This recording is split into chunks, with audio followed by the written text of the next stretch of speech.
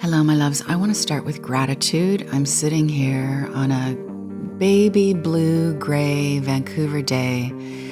My business dream team SOPs. What's SOP stand for? It took me 5 years to figure that out. So standard operating procedures. My business lexicon is just always in some little pocket in my brain. I'm just more interested in talking about like how love leads to prosperity. But my point today was starting with appreciation is, have you ever heard me talk about my Bruce Springsteen moment? Years and years ago, in the days of MTV, I was watching The Boss being interviewed after he sang, I don't know, Born in the USA. And he said, man, I just can't believe I get to do this for a living. And I was like, I want that.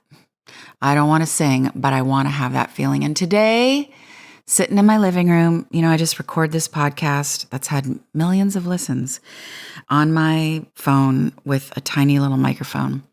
And I'm so grateful that you listen, that you respond and like and share and send comments in and DM me. And even if you don't do any of those things, you are listening now. And somehow, at least this is what I believe, like my loving intention, our loving intention, because this includes the team and my unseen support system, somehow this light gets where you need it to go. So thank you. Today is about confusion that leads to clarity, that leads to closure. It's really all about closure. And I'm breaking it down at 3 steps. I always got to do the 3 steps and the 10 ways because when I put those numbers, it's called a listicle title as podcast titles, then more people open and listen, which kind of makes me sad, but it's the way we're wired these days. I'm a sucker for it too. I want the 3 ways. I want the 2 steps, all the things. So 3 steps, my beloveds, to finding closure, because we all want closure. We all want closure when we've been hurt, don't we?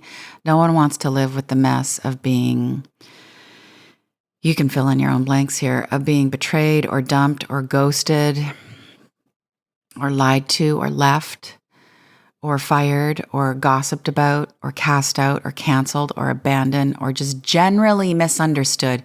Because I think this all gets down to the deep human craving. I mean, really, this is about being cast out from the Garden of Eden. If we're misunderstood, then we are on the outside. We are not home. I think we all deeply, understandably long to be understood, because if someone just understood us, they would love us and they would want us to be there and they would want to reward us in all the ways that love rewards us. And when that doesn't happen, because we're all just humans with our stories bumping up against each other, we want out of the pain. We want it to be cleaned up. We want it to be buried. We want it to be behind us. We want to be over it. Of course, we want out of the pain. But here's the thing. All that language is sort of par for the course. I think what we are not as likely to say is that we want to be healed. I think in those moments of feeling cast out, ghosted, dumped, all the things, if we shifted our thinking and our language to, we want to be healed, we want the situation to be healed, we would love for them to be healed, we might vibe higher and we would think differently about what actually went down and what the next best step is. I think there's a version of over it that is actually healing. I think there is a version of cleaning it up that is transcendental. And I think there's a version, a story of just being over it and moving on and getting it behind us that is actually a lot of denial and repression. And we are most definitely not moving towards healing because we have not dealt with the emotional shitstorm of whatever happened. So let's break the shitstorm down. Containers of safety, containers of protection, like relationships, secure jobs, friendships, long-term connections, family, bonds, safety, right? We're in those, and then because it's got to be this way, some offense happens People do something really human and dumb, and we're hurt and offended by it for whatever reason. Their stuff, our stuff. Unless we're in our balanced and at peace phase day, unless we're in our luminous era and we can just be really cool with what's gone down, we forgive, we talk it through. It's actually not really a big deal. And we decide we're going to be resilient and accepting with a capital A.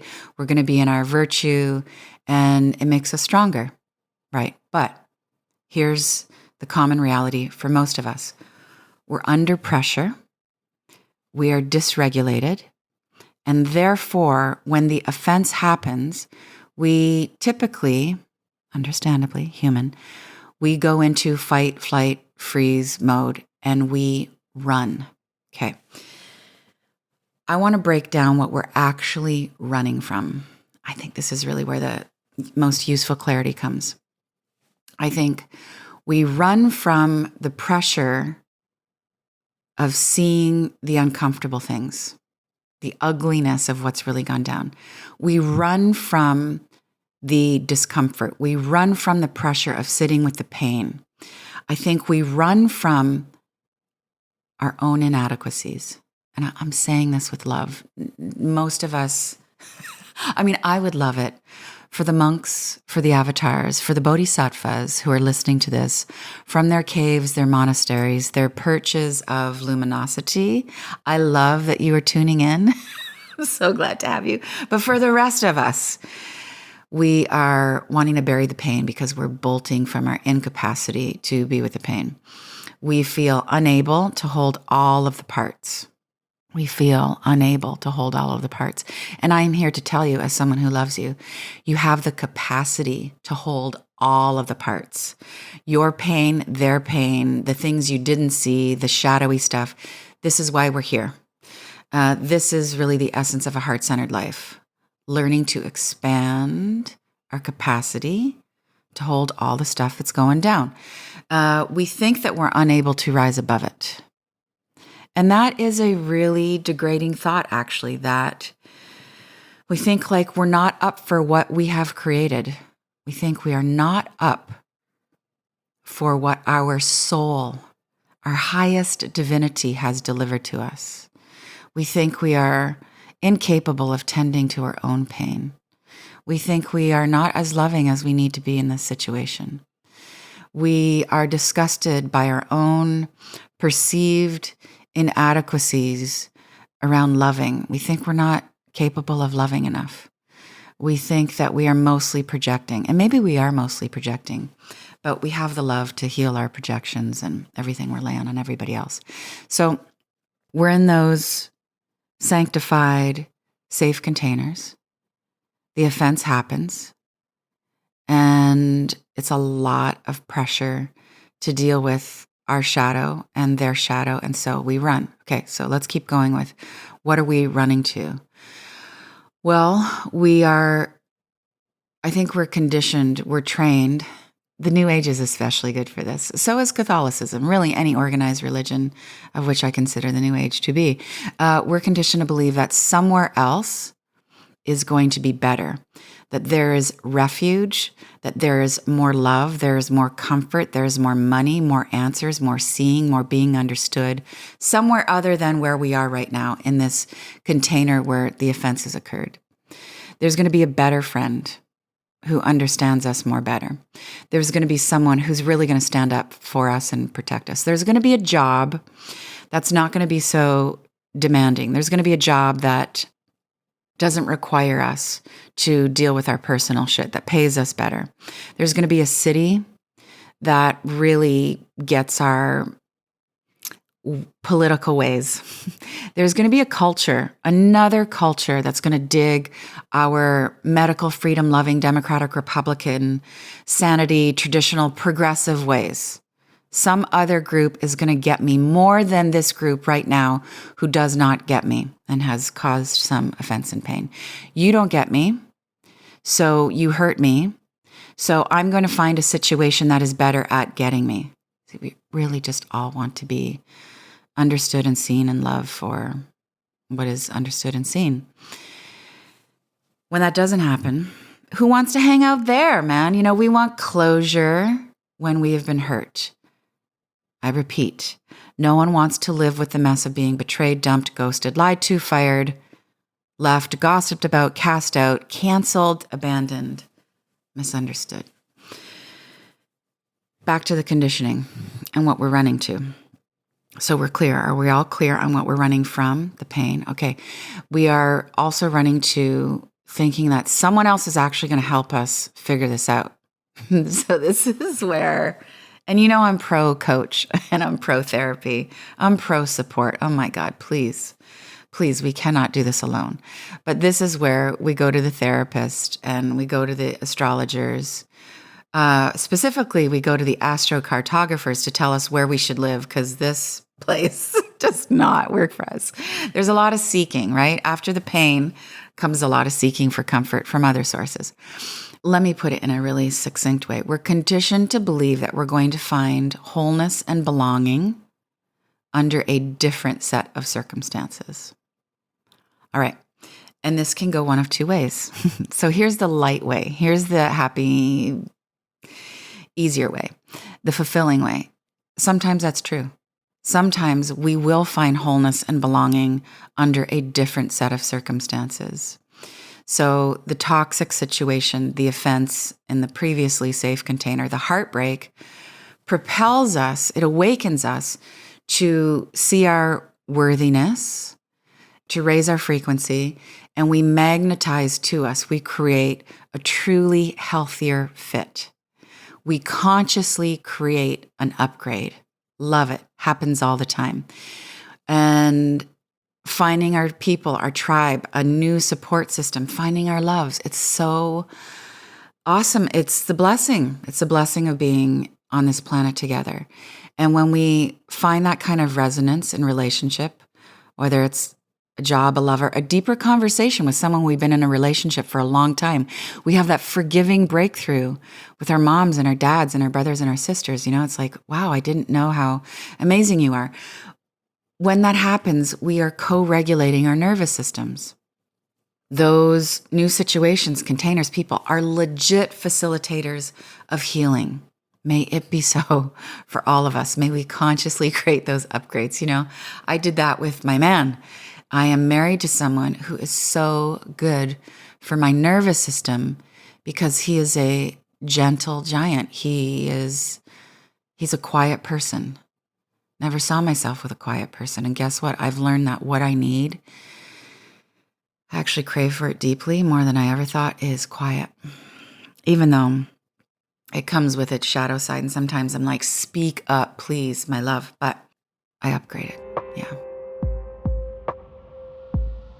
Okay, now let's dial back to the times when we are unconsciously, desperately seeking an upgrade to come from sources outside of ourselves.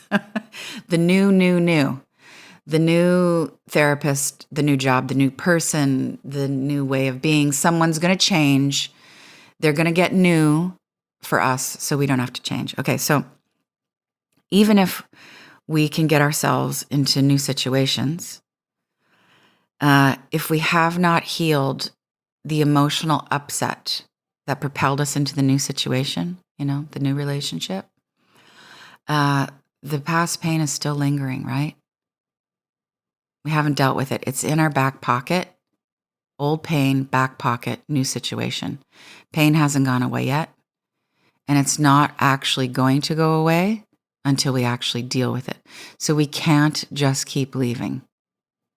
That doesn't actually solve the deeper stuff. We're going to keep repeating patterns. We can't keep closing down. We can't actually move to another star system as much as we'd like to. Oh my gosh. I would love to find a new galaxy some days. We cannot create a world, a life, a reality that has no pain, no conflict, that guarantees that we will never be hurt, misunderstood, or abandoned. It's just not going to happen. We live in duality, okay? But here's what we can do. Big hope with a capital hope, as opposed to a capital Ho. What we can do is we can create really, really healthy nervous systems. We can do it. We're doing it now. You want to do it because you're here. We can raise our consciousness. We can become more full of light, more aware. We can run loving kindness through all of our systems, through our mental body, our emotional body, our astral body, our energy bodies, through our body. We can get more light and more bright with all of it, more peace. More loving kindness equals more mental clarity. Okay, let me repeat this. More loving kindness. You're so capable of it. You're actually made of it.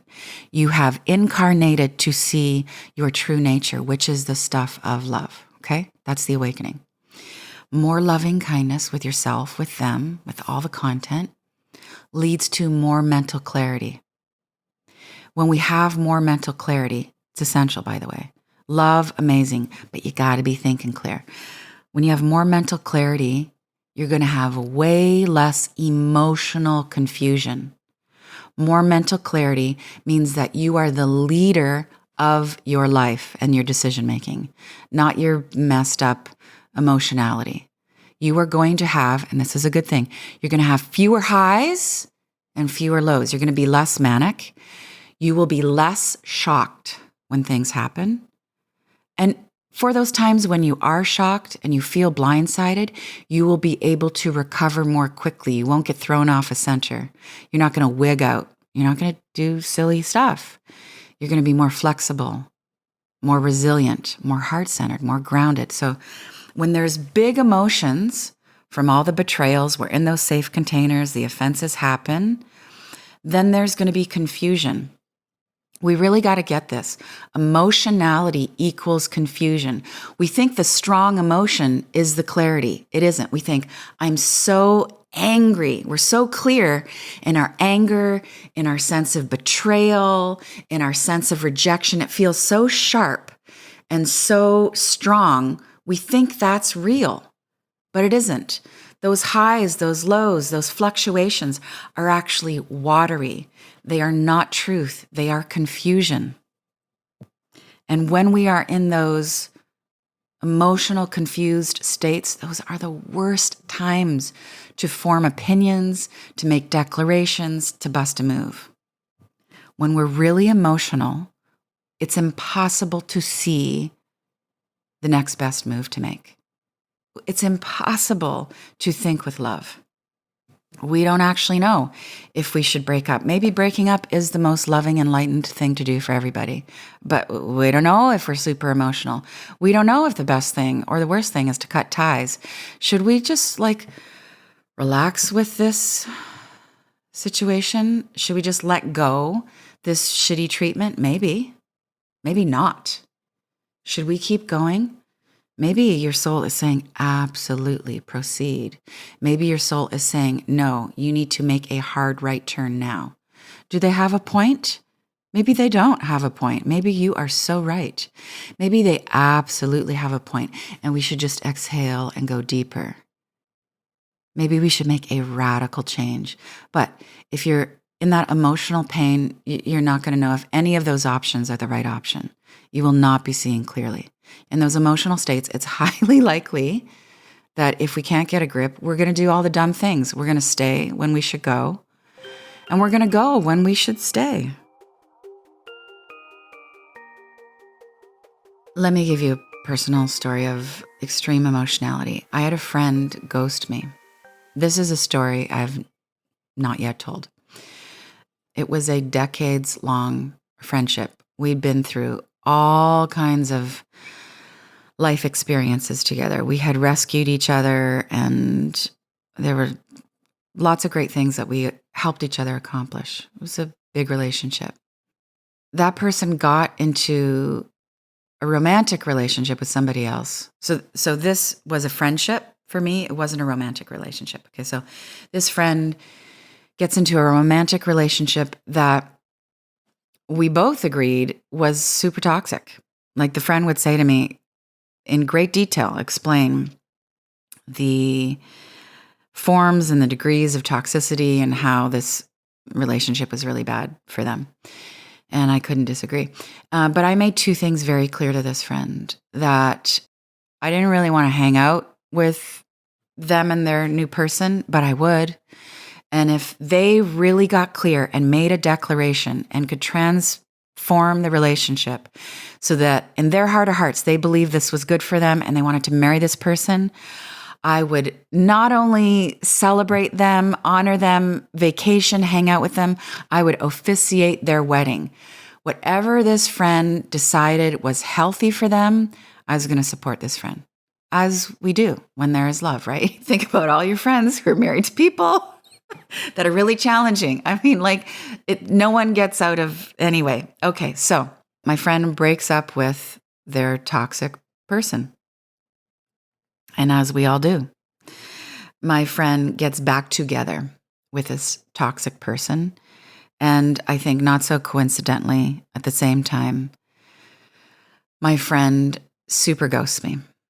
I just completely and entirely stopped hearing from them. And we had been really good and communicative and making plans and all the things long-term, really close friends do before that point. Needless to say, it was an emotional passage for me. It was kind of shocking. And then it was kind of confusing. And then I moved into all of those fluctuating emotions. Should I call them? Should I text? Should I keep texting? Should I completely drop them? Should I do a bless and release ritual? Should I do a write and burn about this particular relationship? Should I let them know that I am completely dropping them? What happens if we run into each other? What happens if some of our mutual friends bring each other up to each other? Should I even tell anybody about being ghosted and unofficially, or should I officially, or all the things? And I could see that I was going into decision mode from my emotionally fluctuating, imbalanced, upset place. And what I realized was that I actually didn't need to make a decision. This was not a good time to make a decision. I could make the quiet decision to let go, but I shouldn't be making any decisions at all. Secondly, I needed to deal with my emotions. I needed to actually get clear on how I was feeling. I needed to be loving with my emotional experience. So, what was I really feeling? I was feeling a cocktail of hurt. Took me a while to get to this because I'm such a hyper capable person. I mean, you could ask me, everything could be on fire. I'm like, I'm good. God is with me. I'm good. I will process this. I believe that all suffering is leading to my enlightenment, right? And I'm human. And what the fuck, right? So there was some tenderness there for me. Like, really, after all we've been through, after all the ways you've shown up for me, after all the ways I've shown up for you, after our really recent commitment to stick together, right? So I was hurt. And then this one was particularly uncomfortable for me in terms of emotions. I had to admit that I was disgusted with this other person's behavior. I don't want to feel disgust about the behavior of somebody that I love. It makes me feel cruel. But that was what was up for me. I had to admit it and I had to love it because I felt really critical about how I felt. I felt critical about me feeling hurt because, hey, I'm the person who can be in the middle of the apocalypse being like, this is God's will. This is great. Let's go. And I don't want to cause pain with my opinions to anybody else. And this is not a high opinion to have of anybody. So then I felt really down on myself for being unevolved, for being hurt and disgusted. And then I did my work. I bring all of those feelings, the feelings and the criticism of those feelings, into my heart center. This is the light work. This is the heart centering. And I love on it. I think a positive thought. This is how you do it. This is heart centering. I'll be talking about this for years. You breathe into your heart center. You ask for higher guidance. You think something positive. You remember a beautiful memory. You recall your love of life itself, your love for the divine. You're really applying your mind to relax and soften, because then you're going to bring in the pain body. You're going to bring in the heavy emotion into the center of your heart, and you're going to stream light, healing, rainbow colored frequencies onto that pain in the center of your heart.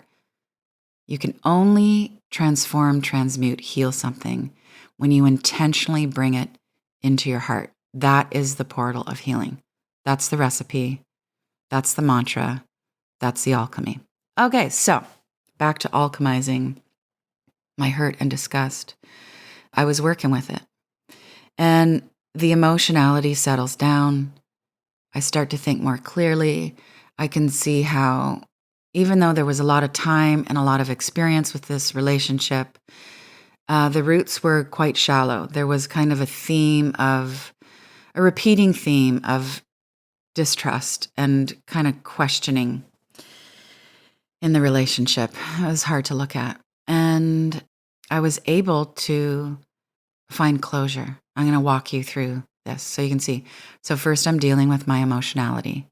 I'm seeing like this is not a great place from which to make a decision. Then I love on my emotions. I come to peace with the range of emotions I'm having. I do it through my heart centering work. My nervous system starts to relax.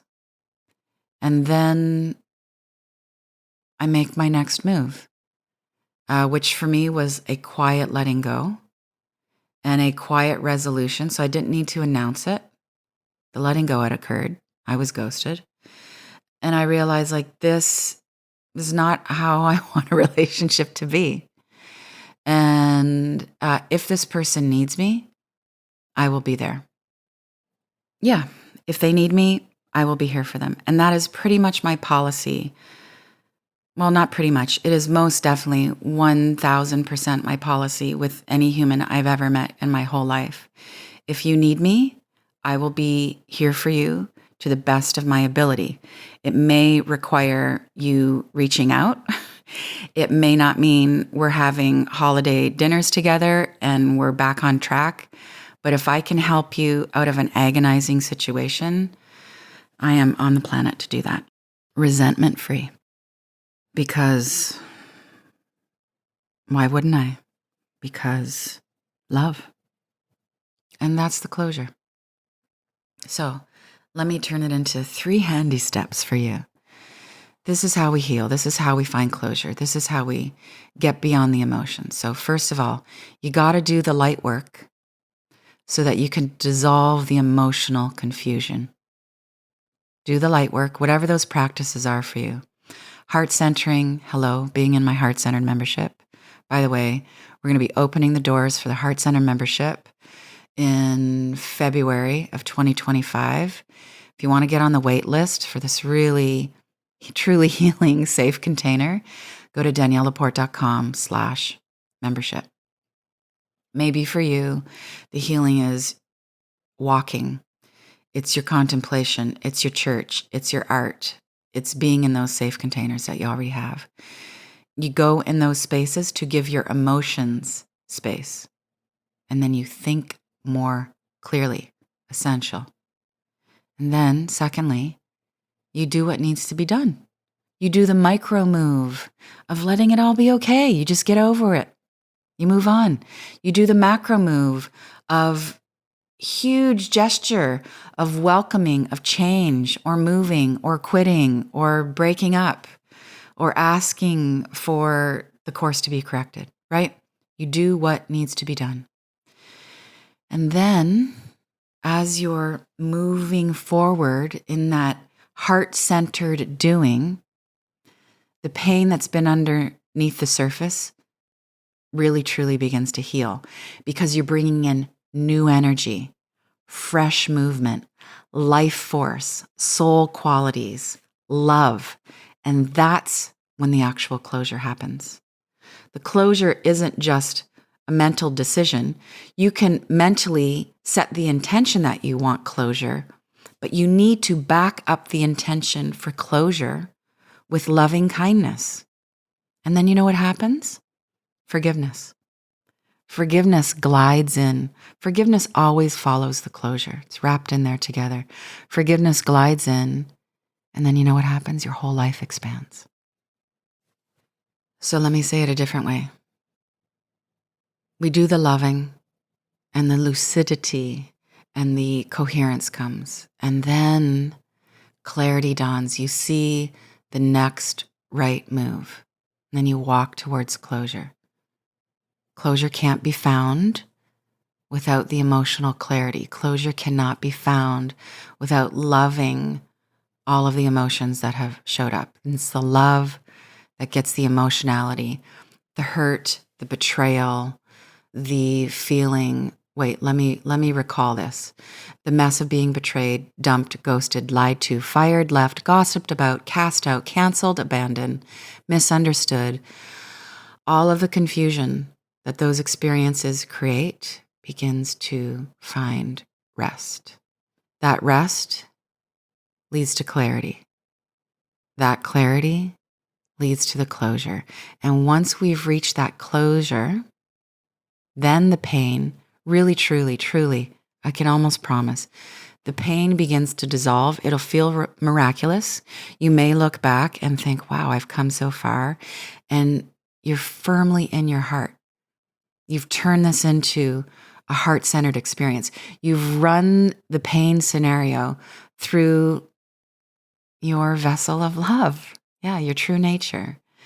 And then you are standing at the portal of forgiveness. And then this is where you listen to my podcast and I remind you that the portal that is your heart center, your heart chakra, the cave of the cave in the cave of your heart is made for giving. The heart is for giving. The heart is for giving. So what if you see this, that you are a vessel of love?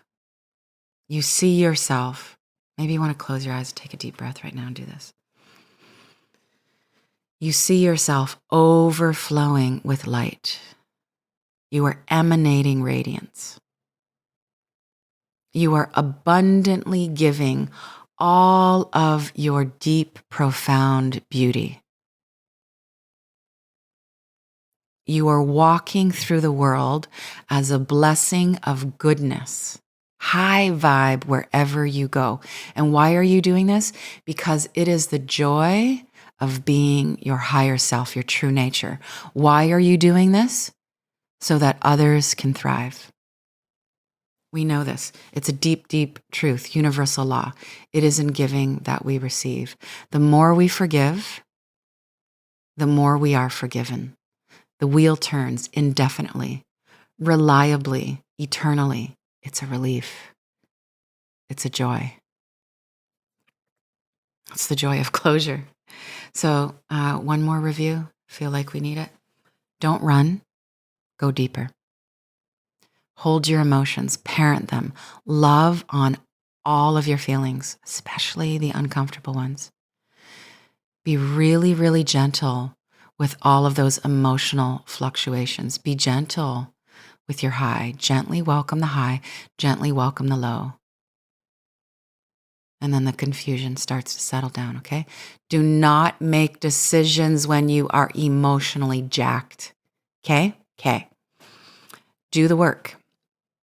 Do the light work to get into balance. You getting balanced and clear, regulating your nervous system does not happen by luck. Somebody else not going to come along and do it for you. It's not going to happen if you go into denial and just take a couple weeks. No, you got to do it. Got to do the work. Then you're going to see clearly. You're going to see your part. You're going to see their part. And then you get to see the next best, highest course of action. You're probably going to ask yourself, what would love do for me right now? What would love do for me? What would love do for you? I'm asking you. Me, Danielle, I'm asking you. In these situations, maybe you can hear me asking you, what would love do for you right now? Doesn't mean that you're not going to love them.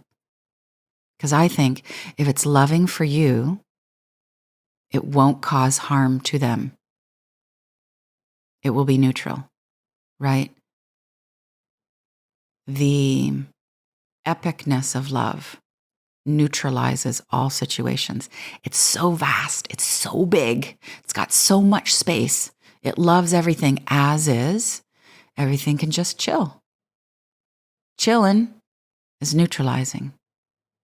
Chillin' with what is happening, loving everything as is the opposite of fluctuation. Chillin' dissolves confusion. Okay, so ultimately, that lovingness brings benefit to everybody, but most specifically your nervous system. You think more clearly, and you get to the place, the portal, where all is forgiven. Okay, so you can do this right now, where you remember when you're in the crunch, you got the tools. Just remember this. Breathe into your heart. Confusion. Breathe to clarity, to closure. And closure could just mean like the moment's over, the incident passed. Closure could mean it's a big chapter that you are turning the pages on. Closure could mean we just lighten up. Closure could mean we take an evolutionary leap. Either way, we're at peace. So here's the prayer. Here's the closure prayer. May we all be beacons of love over and over again. Confusion into clarity, into closure, into openings. Oh, that felt good for me. Did that feel good for you?